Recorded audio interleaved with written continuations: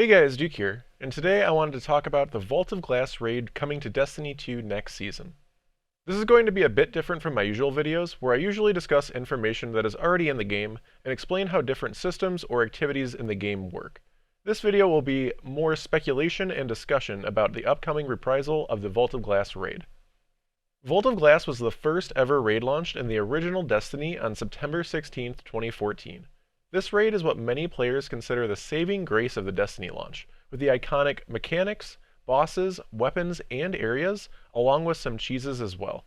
The Vault of Glass D2 reprisal was first mentioned during the Beyond Light reveal last year on June 9th, and more recently was revealed to be coming back in Season 14 in the Road to the Witch Queen article.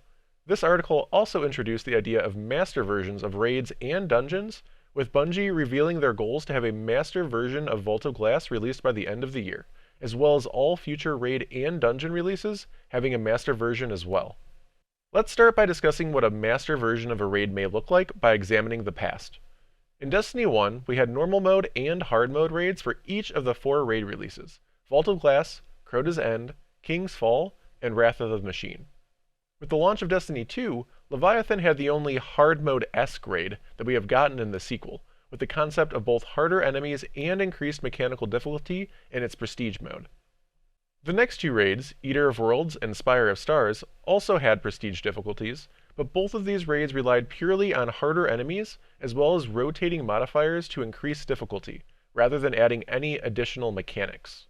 Leviathan also introduced the idea of resurrection tokens in both normal and prestige mode, where each player had 1 token available to resurrect fallen teammates, as well as a wipe timer attached to having a teammate down for too long. Prestige mode added the twist of losing your own res token if you went down at any point. Comparing this to hard mode raids in Destiny 1, a death meant that you stayed dead until either your team wiped or beat it without you, unless of course you were a warlock with self-res. Yes, warlocks in Destiny 1 had a super that could bring themselves back to life if they went down. There were both pluses and minuses to this system change.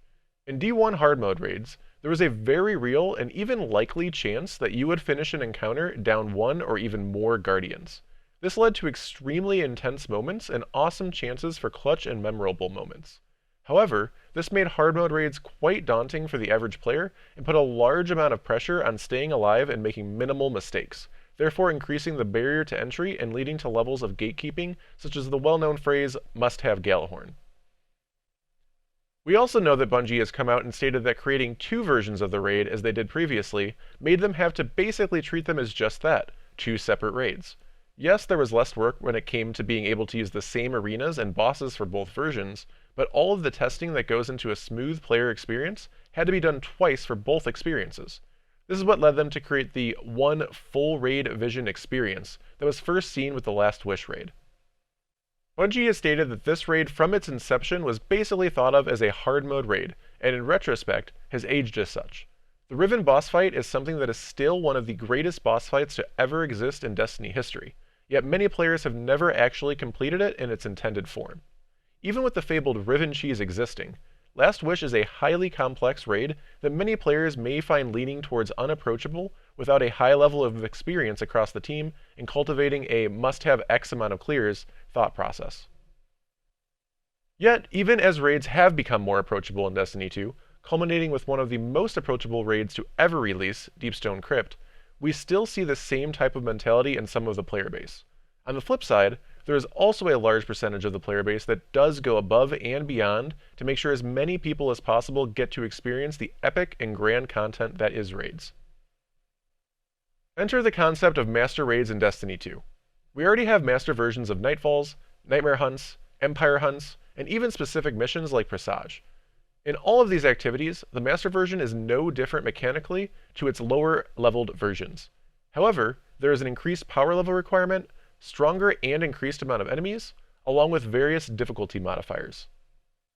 Taking into account what Bungie has said in the past about designing 2 different raids, along with them using the word master rather than hard or prestige, I feel that the master raids coming to Vault of Glass and future raid and dungeon releases will be much more like these types of activities. I see there being more difficult enemies, and more of them for sure, more champions, and potentially even some controversial modifiers such as match game or locked loadouts. I do think something like match game would be much more likely than locked loadouts, however, unless Bungie was able to develop a way to only lock your loadout during an encounter. It would be a big ask for players to have to use the same loadout from start to finish in an entire raid, and would almost certainly be a universally disliked decision. However, I could definitely see a world in which locking loadouts mid-encounter would preserve difficulty without being overly oppressive.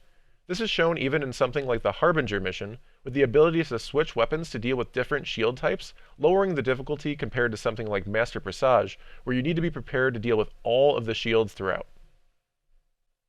I would be very surprised, however, if we saw the hard mode type of changes in Master Vogue, such as totally new or increased mechanics compared to normal mode, as again that is something that Bungie has previously stated was not sustainable.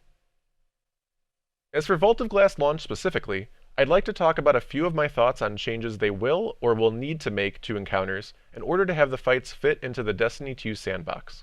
Bungie has stated that their goal with reprised content is to keep them feeling like the content you remember while updating them to meet Destiny 2 difficulty and raid standards.